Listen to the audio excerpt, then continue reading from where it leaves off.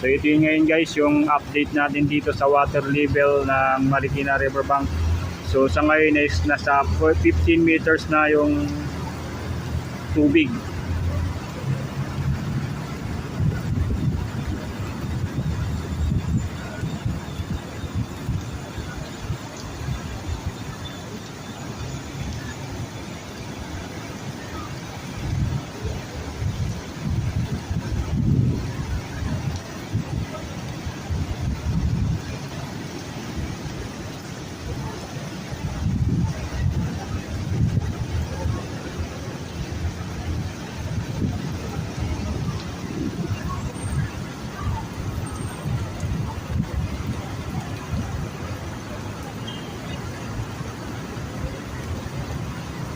Yan, 15 meters na yung lagay ng tubig dito at around 5 p.m.